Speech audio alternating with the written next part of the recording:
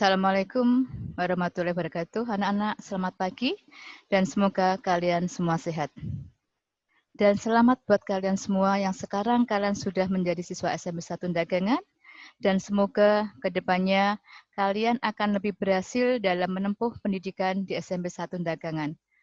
Dan semoga pandemi COVID-19 segera berlalu, kita bisa melakukan pembelajaran secara tatap muka. Sebelum Ibu menyampaikan materi pada pagi hari ini, perkenalkan dulu nama Ibu adalah Dr. Anda Estir Naning Tias MPD, mengampu mata pelajaran matematika, dan juga mendapat tambahan tugas dari sekolah sebagai Wakil Kepala Urusan Kurikulum. Pada video kali ini, Ibu akan menyampaikan materi cara belajar efektif.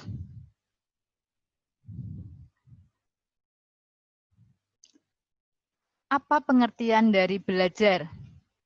Belajar adalah usaha untuk memperoleh pengetahuan, sikap, dan keterampilan hidup. Jadi sini belajar, kalau kalian belajar nanti ke depannya, akhirnya, hasilnya, kalian akan memperoleh pengetahuan, sikap, dan keterampilan hidup. Aktivitas seperti kalian membaca buku, kemudian belajar di lingkungan sekitar kalian, dan menyimpan informasi yang kalian peroleh itu ke dalam pikiran kalian, di dalam otak kalian, itu adalah termasuk dalam belajar. Kemudian mengamati pekerjaan orang lain, kalian menirukannya, itu juga termasuk belajar. Selain itu, belajar juga diartikan sebagai proses tingkah laku. Dari yang tidak terampil menjadi terampil. Berarti di sini bahwa belajar itu tidak hanya memperoleh nilai angka atau angka saja, tapi juga ada perubahan sikap. Sikap yang dari tidak baik menjadi baik, dan juga keterampilan dari yang tidak bisa menjadi bisa. Agar belajar lebih efektif, kalian perlu persiapan belajar. Apa saja persiapan belajar efektif? Yang pertama, tumbuhkan motivasi untuk belajar. Motivasi itu apa? Adalah kehendak untuk melakukan sesuatu. Motivasi itu bisa dari pengaruh orang lain, misalkan dari orang tua, dari guru, dari orang-orang di sekitar kalian, ataupun dorongan dari kesadaran diri kalian sendiri. Kalau seorang siswa memiliki motivasi, akan memudahkan untuk belajar. Jadi kalian pengen, saya pengen menjadi dokter. Berarti kalian harus belajar. Itu adalah motivasi yang ada pada diri kalian sendiri. Kemudian, tinggi rendahnya seorang siswa untuk belajar juga tergantung dari motivasi. Kalau kalian tadi motivasinya pengen menjadi orang yang berguna, maka kalian akan ingin belajar. Tapi kalau tidak, maka kalian akan malas untuk belajar. Jika siswa hanya termotivasi dengan nilai, hanya pengen nilainya baik saja, mereka akan belajar kalau ada ulangan saja. Jadi besok ulangan, malam baru belajar. Berbeda dengan siswa yang tujuannya adalah mencari ilmu. Kalau dia mencari ilmu, maka siswa akan tetap belajar walaupun tidak ada tugas maupun ulangan. Dari sini maka motivasi kalian untuk belajar itu penting. Ya, agar kedepannya kalian akan menjadi lebih baik. Yang kedua, buatlah jadwal pelajaran yang teratur.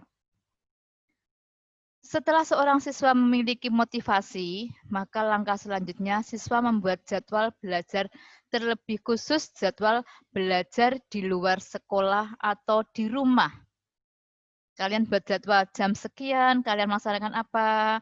Misalkan setelah maghrib, ngaji, kemudian sholat isya, belajar pembelajaran, mata pelajaran, itu harus kalian buat jadwalnya.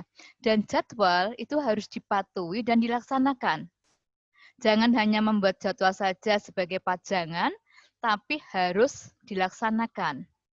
Belajar sedikit-sedikit itu akan lebih efektif daripada belajar banyak tapi jarang. Misalkan, setiap hari kalian punya program belajar misalkan 30 menit.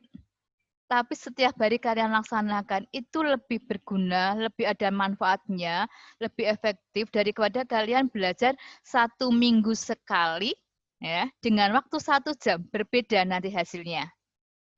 Kemudian berikutnya, siapkan fasilitas belajar.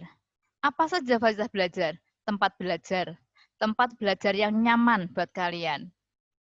Mungkin penerangan lampunya yang nyalanya terang, ya. Kemudian jangan belajar di depan televisi, karena kalau kalian belajar di depan televisi, akhirnya kalian tidak belajar, tapi kalian melihat TV. Siapkan alat tulis dan buku pelajaran. Yang keempat, jaga stamina baik jasmani maupun rohani. Kalau kita pengen belajar, kalau kita sakit, apakah kita bisa belajar dengan baik? Tidak kan? Maka untuk itu kalian harus menjaga jasmani maupun rohani. Apa saja itu? Makan minum yang teratur, makan yang dengan makanan yang sehat, yang bergizi, olahraga teratur, istirahat, dan tidak lupa untuk berdoa. Ya, jadi harus teratur semuanya. Jangan misalkan malam tidurnya jam 12 malam. Kalau tidur jam 12 malam otomatis pagi ngantuk. Kalau ngantuk, apakah bisa stamina kalian bisa untuk mendapat pelajaran? Ya, anak-anak ya. Kemudian setelah persiapan belajar efektif, apalagi cara belajar efektif? Yang pertama, siapkan pelajaran dengan baik. Artinya, kalian membaca materi pelajaran yang akan diajarkan besok pagi. Misalkan, besok pagi ada pelajaran matematika. Malamnya belajar dulu. Ya, jadi besok pagi kalau diajar oleh Bapak Ibu guru, kalian sudah minimal sudah tahu berapa persen kalian akan paham. Jangan besok pelajaran tidak tahu. Ya, membawa perlengkapan pelajaran. Besok ada pelajaran bahasa Indonesia, tapi kalian tidak membawa bukunya. Itu juga tidak boleh. Dan juga mengerjakan tugas kalau ada. Tugas PR itu adalah pekerjaan rumah yang harus dikerjakan di rumah. Jangan sampai PR itu adalah menjadi PS. Apa itu PS? Pekerjaan sekolah. Kalau kalian mengerjakan PR dengan sekolah, mesti kalian nyontoh teman, tergesa-gesa. Akhirnya hasilnya apa? Kalian tidak paham pelajaran tersebut. Yang kedua, menyimak penjelasan guru dengan baik dan penuh konsentrasi. Kalau Bapak Ibu guru menjelaskan, dengarkan dengan baik, perhatikan. Jangan sampai waktu Bapak Ibu guru menjelaskan, kamu bermain sendiri, kemudian guyon, bercanda dengan teman-temannya, teman sebangku, teman depan, teman belakang. Kalau kalian berbuat seperti itu, maka penjelasan atau guru menerangkan tidak akan masuk karena kalian tidak perhatikan. Ya, anak-anak. Kemudian yang ketiga, mencatat hal-hal yang penting dari penjelasan guru. Setelah Bapak Ibu guru menjelaskan, hal yang penting dicatat. Ya, mungkin bisa dikasih stabilo, dikasih warna, biar kalian lebih menarik dalam pembelajarannya. Di rumah bisa dipelajari lagi. Jangan sampai Bapak Ibu guru menjelaskan, kamu diem, tidak mencatat apapun. Sampai di rumah tidak tahu apapun. Ya, itu adalah nanti menjadi orang yang merugi. Yang keempat, aktif bertanya kepada guru dan teman tentang hal-hal yang belum dipahami. Kalau ada Bapak Ibu guru menjelaskan, jangan lupa kalian untuk bertanya kalau memang kalian tidak paham. Tidak usah malu, tidak usah takut. Ya. Boleh tanya ke Bapak Ibu guru atau tanya ke teman. Masih ingat kan peribahasa? Mungkin ada yang tahu? Yaitu, ayo siapa yang bisa? Ingat ya? Malu bertanya, sesat di jalan. Artinya orang yang malu nanti akhirnya akan salah. Tidak mau bertanya pada Bapak Ibu guru, akhirnya apa materi yang diperoleh akan tidak sesuai dengan harapan.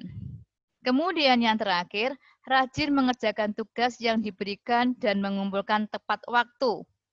PR, ada PR dikerjakan di rumah, boleh dikerjakan berkelompok ya dengan teman-temannya.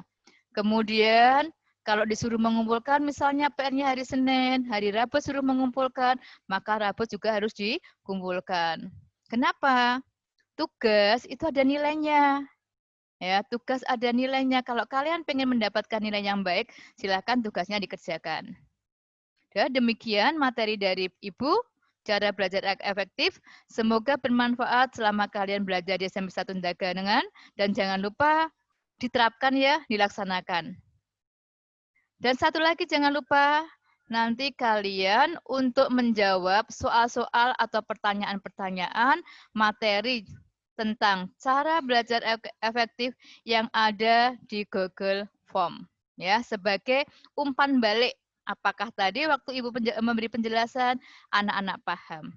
Terima kasih, semoga berguna buat kalian. Assalamualaikum warahmatullahi wabarakatuh.